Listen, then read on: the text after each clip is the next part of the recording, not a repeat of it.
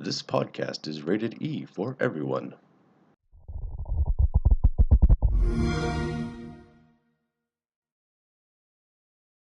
Hello, everyone, and welcome back to the third episode of the Xbox Zone. Happy to have you all back. It's been a jam-packed couple of weeks. We had Gamescom in there, and it's the turn of a new month, so we get new games, which is always nice. It was a nice surprise. Who doesn't like free games, right? Speaking of Gamescom, there was a ton of news to come out of Gamescom, but we'll get to that just a little bit later in the show. And in fact, that will probably make up the bulk of today's show. But before we get to that, why don't we just want to mention a couple notable releases that came out. Most recently was the Destiny 2 DLC that I know a lot of people are looking forward to. Apparently, Bungie has been listening to their more hardcore fans with this DLC, so hopefully it'll bring some people back into the fold. Also, we saw the release of Shenmue 1 and 2 come to the Xbox One in the last little while, which is really fun for a lot of people who have been dying to see that come to a Microsoft platform. As for free games this month, we have, for the entire month of September, Prison Architect for free. This actually just came to the Nintendo Switch, so, I'd rather get it for free than pay for it on Nintendo, to be honest. So I think I'm gonna have to check that out. That's from September 1st to the 30th. Also on the Xbox One front, for the second half of the month, a game called Livelock, and that is from September 16th to October 15th. As for Xbox 360 games, the first half of the month we have Lego Star Wars 3: The Clone Wars. So that should be a lot of fun, actually, I think. And finally, for Xbox 360, a old school game, Sega Vintage Collection Monster World. So that is from September 16th to 30th. So it looks like there's some fun stuff to play this month. I'm looking forward to that. Although, to be perfectly honest, football season is upon us, so I think most of my time is going to be spent playing Madden. Can't wait to hit the gridiron with some of my friends. Alright, now Gamescom was a couple weeks ago, and there was a ton of news that came out in and around that convention, so why don't I just dig right into it. I'm going to do my best to compartmentalize all of this for you guys, just so that it all kind of makes sense, because there was a lot and it all came out kind of all over the place, so I'm going to do my best to organize this. Alright, first up, why don't we start with some of the game announcements that came out during Gamescom and the time period between then and now. The first one is the Master Chief Collection, and that is the first 4 Halo games, up-resed for the original Xbox and Xbox 360, is coming to Game Pass. It should be out now, as it came out September 1st. Also, the Dark Souls trilogy was announced to be coming to the Xbox One, which is pretty exciting. Also announced, Brawlhalla is coming to the Xbox One, which will be a lot of fun. It is a street brawler type of game in the vein of Final Fight and Streets of Rage. The next DLC pack for the pirate simulator, Sea of Thieves, got a release date at Gamescom, and that is coming a lot sooner than we thought it would. It is coming September 19th. We were also told that the sequel to Ori and the Blind Forest is getting a time trial mode, which will allow you to asynchronously race against your friends, which is pretty cool because you can load up their times online and then you can try and beat them, and there'll be online leaderboards, lots of competition involved. I think that's actually a really cool move, especially for those speedrunners out there. Crytek announced that their first-person horror shooter that is currently in early access on Steam will be coming to the Xbox One as part of the Xbox Game Preview program. That game is called The Hunt Showdown.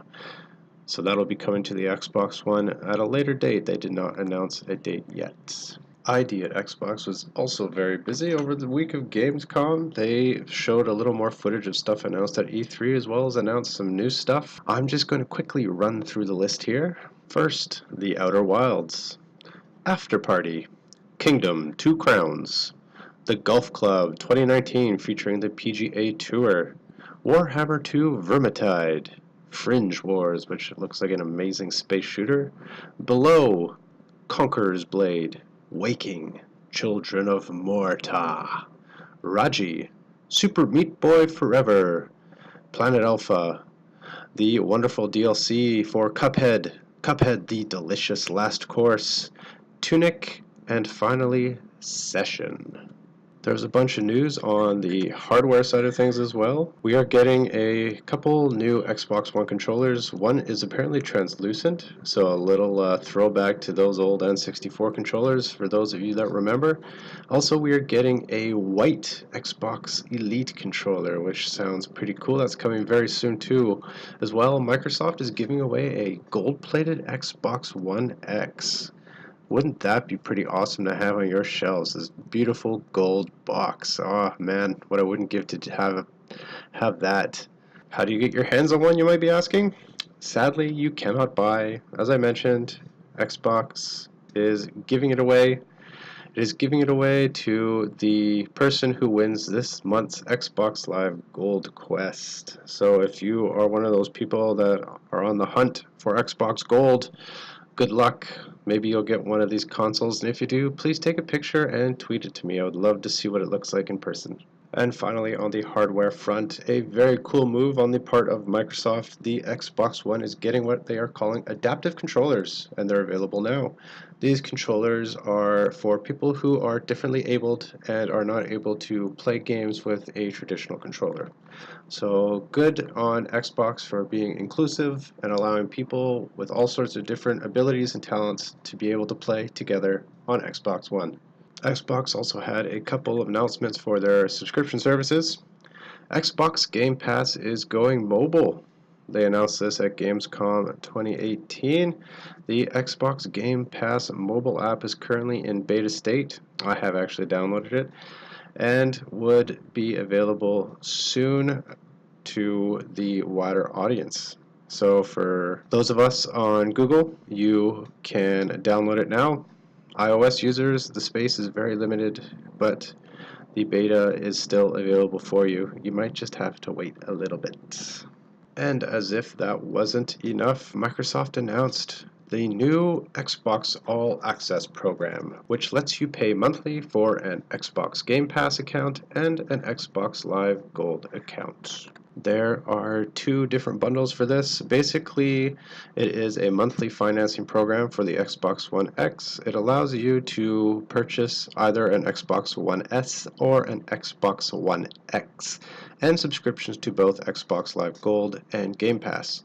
The Xbox One X bundle will cost about $35 a month over the course of 2 years, which is roughly $860 a person. The Xbox One S bundle is priced at $22 a month and is about $130 cheaper than buying everything that is included. And speaking of subscription services, for those of you who forgot maybe that there was a Games with Gold game you wanted to get and you're running out of time, today's the last day, you know what? You're kind of in luck, because if you were to hop on to your Xbox app on your mobile device, you're actually able to still download that game and keep it. What you have to do is hit the menu icon in the top left corner and select the Microsoft Store. Once you're there, you will scroll to the right and find your free games. Who doesn't like free games? I love free games. First, select the Xbox game you wish to claim, and once you've grabbed it, you can select to install on your Xbox One. Once you do that, it will start the download process. Of course, this is assuming that your console is currently on sleep mode and not completely turned off, which for me might be difficult because I usually turn it completely off. You also have to make sure that on your Xbox you have the Keep My Games and App Up-to-Date box checked. But if you have already done these things, then you can claim your free games no matter where you are. And when you get home, your games will be there. I don't know if there's any Nintendo gamers out there happening to listen to this podcast, or if it's just Xbox gamers, but if you're like me and you play on both, we get to enjoy some cross-platform play with certain titles, things like Fortnite and Rocket League and Minecraft, which is pretty sweet. We get to play with our friends even though they are not on the same console. That is, unless, of course, your friends play on a PlayStation. Sony still refuses to play nice with both Nintendo and Microsoft. They seemingly poured some cold water on the idea of any upcoming cross-play. The CEO of Sony Germany, said on the convention floor, "On cross-platform, our way of thinking is always that PlayStation is the best place to play." So, since they believe that, which personally I don't think is very true, we are not going to be able to play with our friends on the PS4. I guess it just means you have to get a Switch or an Xbox One because they're far more friendly and we can play with each other in one happy environment. But I think the biggest news coming out of Gamescom and the weeks between then and now for the Xbox One was from the EA camp, actually. Battlefield 5 got a boatload of new info and details, the biggest being, of course, that Battlefield 5 is getting a Battle Royale mode. A lot of people have been anticipating something like this, especially with the success of games like PUBG and Fortnite. Battlefield 5 has cranked it up a notch. We're going to get 64-player Battle Royale, which is awesome. The mode is going to be called Firestorm. Also on the Battlefield 5 front, open beta already on right now. So those of you with an EA Access account, get in there, get on your Battlefield 5 open beta. You're probably already doing so, to be honest, but if you aren't, get in there. Go play with your friends. And finally, for Battlefield 5, sad news, but Battlefield 5 is going to be pushed out. EA has said that they're pushing it out to put some final polish on the game, but if you look at the release window it was originally scheduled for, we would all know that it did not want to compete with Call of Duty or Red Dead Redemption 2. It is a very, very, very busy launch window in there, so they pushed it out a couple weeks, and there will be less competition. Although, to be honest, between those three games, Battlefield 5 is probably the best looking of those options. That and Red Dead. Yeah, that game looks awesome. All right, wow. That was a lot of news to get through. Microsoft has been busy, and we're just gonna get into the really busy fall and, most importantly, holiday seasons. So we can expect a lot more news and releases from Xbox and, of course, their indie developers, which is pretty exciting. But why don't we move on to this week's game review? I hope you guys enjoy this week's review. Alright, so this week I took a crack at Sea of Thieves. I've been playing a little bit of Sea of Thieves on my Xbox One, so I decided I would review that for you guys. Please note that I have not played this on the PC, and also the second expansion has not yet been released.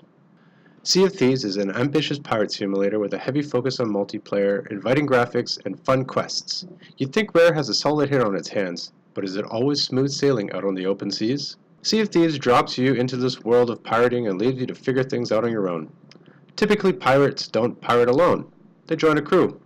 And in Sea of Thieves, you do the same. You can join a 2, 4, or more person crew, which is incredibly helpful because there is a pretty steep learning curve. Who would have thought pirating would be so hard? I thought it was all about booty, drink, and plunder. Thankfully, this is more a multiplayer experience than a solo one, because if you're like me and have absolutely no sailing experience, then there is a pretty steep learning curve.